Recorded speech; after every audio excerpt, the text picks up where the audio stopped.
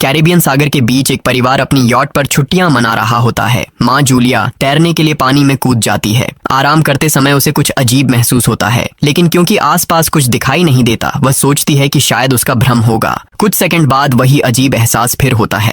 इस बार भी कुछ नजर नहीं आता, लेकिन अब वह घबरा जाती है और यॉट की तरफ तैरना शुरू करती है। तभी अचानक कोई उसकी टांग खींचने लगता है और वह मदद के लिए जोर जोर से चिल्लाने लगती है। उसकी बेटी कैसी हेडफोन लगाकर म्यूजिक सुन रही होती है, इसलिए उसे कुछ सुनाई नहीं देता। पति टॉम और बेटा बेन मछली पकड़ने में व्यस्त होते हैं। जूलिया पानी के ऊपर टिकने की कोशिश करती है, लेकिन मुंह में पानी जाने की वजह से चिल्लाना मुश्किल हो जाता है। थोड़ी देर बाद टॉम को एहसास होता है कि काफी देर से उसने जूलिया को नहीं देखा। वह यॉट पर उसे ढूंढता है और फिर अपनी पत्नी को खतरे में देख लेता है। वह बच्चों को बुलाता है, यॉट को उस तरफ ले जाता है और पानी में कूद जाता है। जल्दी से जूलिया तक पहुंचकर उसे संभालता है और यॉट की ओर तैरता है। बच्चे दोनों को ऊपर खींच लेते हैं। परिवार जूलिया को संभालता है, लेकिन जूलिया खुद को समझाती है कि शायद लहरों की वजह से ऐसा हुआ होगा।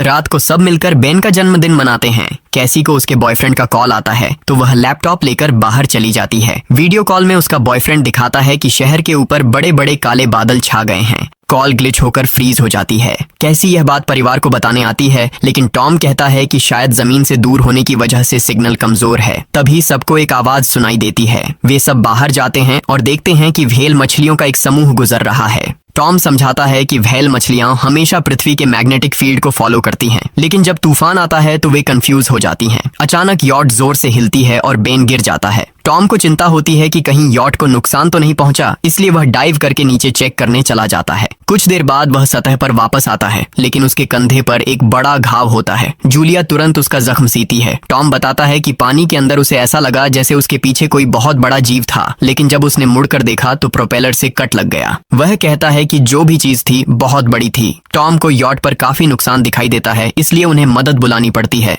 जूलिया बार बार रेडियो पर कोशिश करती है। कैसी फोन पर सिग्नल ढूंढती है, लेकिन कुछ भी काम नहीं करता। तभी कैसी को एक अजीब सा जीव दिखाई देता है और वह चिल्ला उठती है, लेकिन वह तो बस बेन होता है जो मास्क पहनकर मजाक कर रहा होता है। कुछ देर बाद यॉट पूरी तरह बंद हो जाती है और समुद्र के बीच में फंस जाती है। जूलिया रेडियो में एक आवाज सुनती है, लेकिन आवाज इतनी खराब होती है कि उसे कुछ समझ नहीं आता। टॉम परिवार को बताता है कि उनके पास सिर्फ 4 दिन का खाना पानी बचा है और अब उन्हें किसी मछली पकड़ने वाली नाव का इंतजार करना होगा। अचानक रडार पर कुछ डिटेक्ट होता है और परिवार को एक अजीब सी आवाज सुनाई देती है। सब दौड़कर बाहर आते हैं और हैरानी से देखते हैं कि कई सारे उल्कापिंड जमीन पर गिर रहे हैं।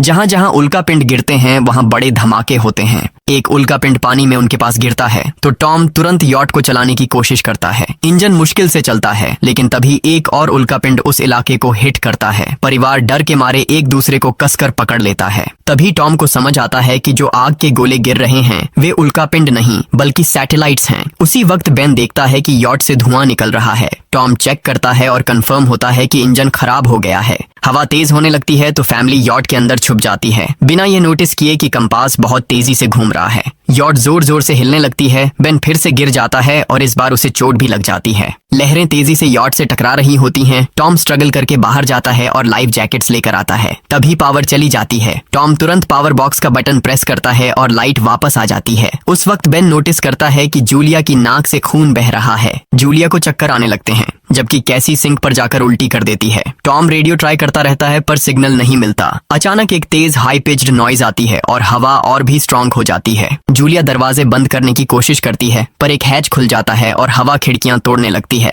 टॉम एक फ्लेयर जलाता है और थोड़ी देर बाद अंधेरा छा जाता है।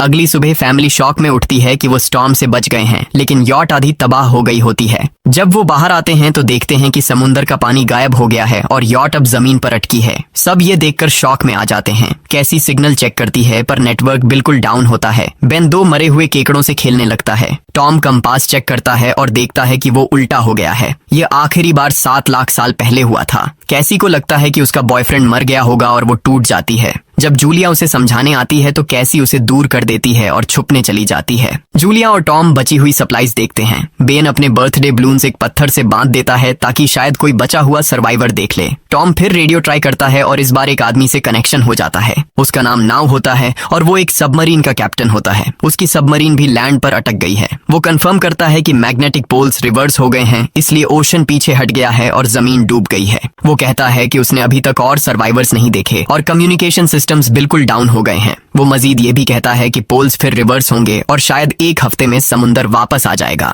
वो फैमिली को वार्न करता है कि जितना हो सके ऊंची जगह चढ़ जाओ, क्योंकि जब पानी वापस आएगा तो वो बहुत खतरनाक होगा। वो बोलता है उसका पार्टनर क्रैश में मारा गया और सबमरीन में बस 3 लोगों की ही जगह है। जूलिया और टॉम उससे कहते हैं कि प्लीज हमारे बच्चों को बचा लो। वो उन्हें अपने कोऑर्डिनेट्स दे देता है। टॉम कैलकुलेट करता है कि सबमरीन तक पहुंचने में 2-3 दिन लगेंगे। वो फैमिली से कहता है आज रात अच्छे से आराम कर लो, कल सुबह हम निकलेंगे। अगली सुबह फैमिली सामान पैक कर रही होती है, तभी टॉम को पास में कुछ हिलता हुआ दिखता है। वो एक लंगड़ा आदमी होता है जिसके हाथ में हार्पून होती है और साथ में एक कुत्ता लगातार भौंक रहा होता है। टॉम उसके पास जाता है और उसे पानी की बोतल देता है, लेकिन वो आदमी कुछ ऐसी भाषा में बोलता है जो टॉम समझ नहीं पाता। पानी पीने के बाद वो अजनबी अचानक टॉम के सिर पर बोतल मारता है और चेहरे पर जोर का लात मार देता है। जूलिया डर के मारे भागती है, लेकिन तब तक देर हो चुकी होती है। वो आदमी टॉम के पेट में हार्पून घुसा चुका होता है। टॉम कुछ पल तक तड़पता है और फिर वो उसकी गर्दन भी काट देता है। फिर वो आदमी जूलिया के पीछे भागता है और उस पर हार्पून फेंकता है, जिससे उसके कंधे में चोट लग जाती है।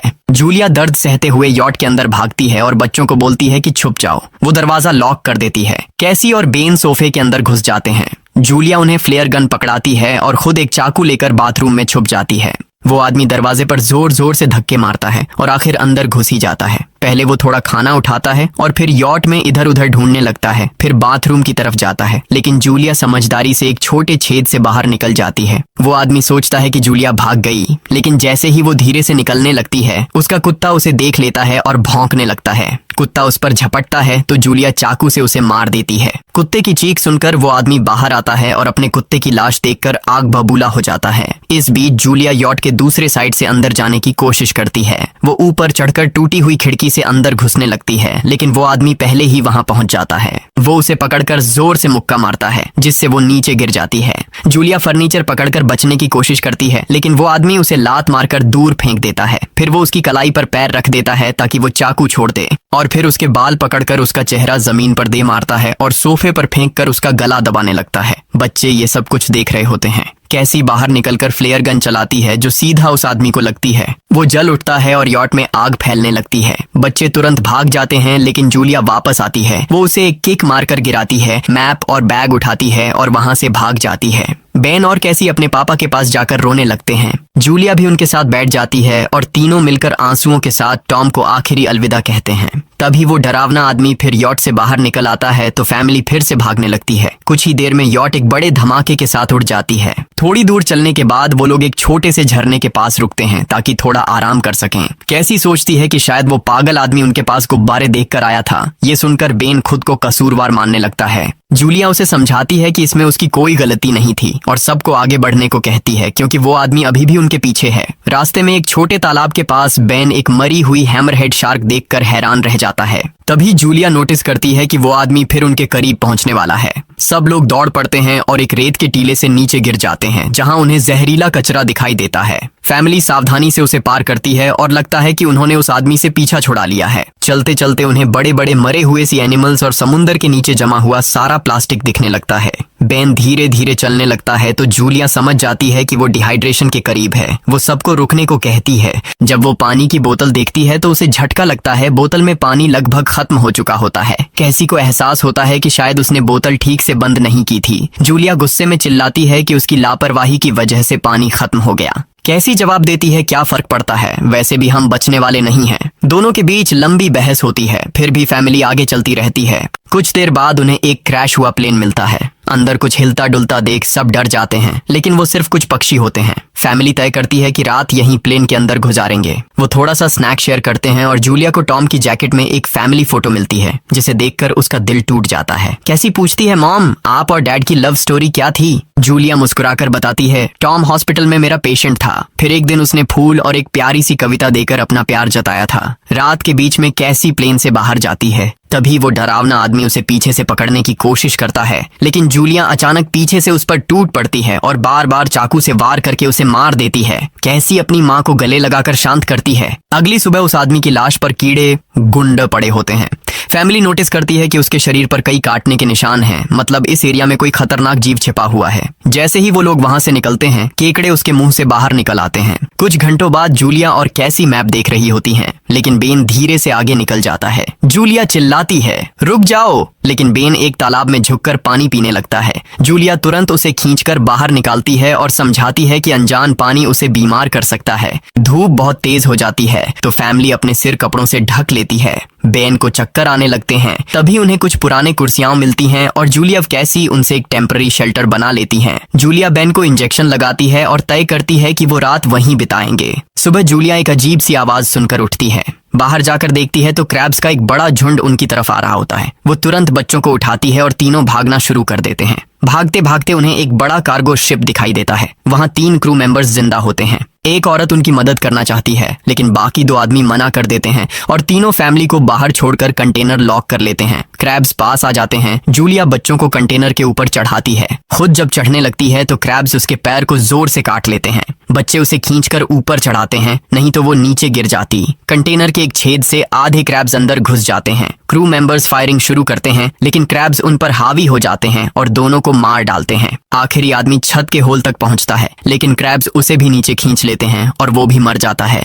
जूलिया अपने जख्म पर पट्टी बांधती है और बेहोश हो जाती है। कुछ देर बाद जब वो उठती है तो खुद को रेत के तूफान के बीच अकेली पाती है। वो घबराकर बच्चों को ढूंढने लगती है। एक मरी हुई औरत का हथियार उठाती है और जोर जोर से चिल्लाती है। कैसी उसकी आवाज सुनकर लौट आती है और बताती है कि वो और बेन मदद ढूंढने गए थे लेकिन कोई नहीं मिला। फिर दोनों बेन से मिलते हैं जिसे एक खुला कंटेनर मिलता है जहां वो तूफान खत्म होने तक रुक सकते हैं। जूलिया टॉम का लाइटर निकालती है और अपने जख्म को जलाकर बंद करती है जो बेहद दर्दनाक होता है। तूफान थमने के बाद उन्हें एक और कंटेनर मिलता है जिसमें बहुत सारी पानी की बोतलें होती हैं। बॉडीज चेक करते वक्त उन्हें एक रेडियो और एक गन भी मिलती है। जूलिया नाव से संपर्क करती है और बताती है कि मैप खो गया है। इस पर नाव बताता है कि उन पर आर्थ्रोपॉड्स ने हमला किया था। वो अबिस के जीव हैं जो ऑक्सीजन की वजह से पूरी तरह पागल हो चुके हैं।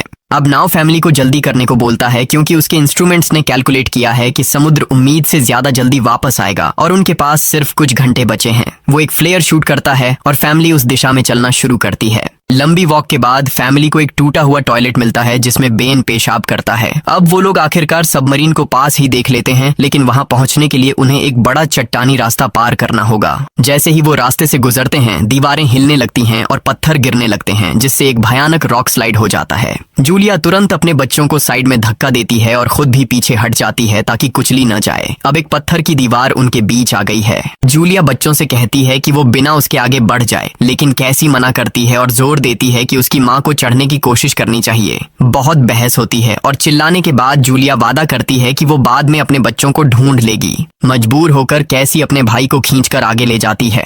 बच्चे चट्टानी रास्ता चढ़कर सबमरीन की तरफ भागते हैं लेकिन वहां पहुंचकर देखते हैं कि नाव बाहर खून में लथपथ पड़ा है। वो समझाता है कि उसके लिए सब खत्म हो गया है और अब बच्चे सबमरीन ले सकते हैं। ये सोचकर कि एक एक्स्ट्रा जगह होगी कैसी वापस अपनी माँ को ढूंढने भागती है। तभी जूलिया केकड़ों को आता देखती है और वो फायरिंग शुरू कर देती है। कुछ केकड़ों को वो मार देती है लेकिन झुंड बहुत बड़ा होता है और सबसे लड़ना मुश्किल हो जाता है। उसी वक्त कैसी दीवार के ऊपर दिखाई देती है और हाथ आगे बढ़ाती है तो जूलिया अपने घायल पैर के बावजूद तेजी से चढ़ना शुरू करती है। कैसी की मदद से वो दूसरी तरफ पहुंच जाती है और दोनों साथ में सबमरीन की तरफ भागते हैं। बेन पहले से ही ऊपर खड़ा होता है और फायर खोल देता है ताकि केकड़े डिस्टर्ब रहें जब तक फैमिली ऊपर चढ़ जाए। केकड़े नाव के शरीर तक पहुंचते ही तुरंत उसे खाने लग जाते हैं। जूलिया गन उठाती है और फायरिंग जारी रखती है जब तक बच्चे अंदर चले जाएं। जब वो सुरक्षित हो जाते हैं जूलिया समझती है कि गोलियां खत्म हो गई हैं तो वो गन केकड़ों पर फेंक देती है और अपने बच्चों के साथ अंदर चली जाती है। फैमिली हैच को अच्छे से लॉक करती है और खिड़की से केकड़ों को सबमरीन के चारों तरफ देखती है। इसी वक्त समुद्र वापस आ जाता है तो तीनों तुरंत अपनी सीटों पर बैठकर बेल्ट पहन लेते हैं और एक दूसरे का हाथ पकड़ लेते हैं। तेज लहरें सबमरीन को जोर जोर से इधर उधर फेंकना शुरू कर देती हैं जिससे जूलिया को पूरी जर्नी के विजन दिखने लगते हैं और कैसी उल्टी कर देती है। जल्दी ही वो हाई पिच आवाज वापस आती है और फैमिली बेहोश हो जाती है। कुछ देर बाद जूलिया और बच्चे होश में आते हैं और खुद को जिंदा देखकर खुश होते हैं। वो हैच अनलॉक करके बाहर निकलते हैं और देखते हैं कि लहरों ने सबमरीन को एक तबाह शहर में गिरा दिया है। यानी अब जिंदा रहने और नया जीवन शुरू करने की उम्मीद है। और यहीं पर फिल्म खत्म होती है। चैनल को सब्सक्राइब करना न भूलें और बेल आइकन जरूर दबाएं ताकि आपको ऐसे ही मजेदार वीडियो मिलते रहें। देखने के लिए धन्यवाद।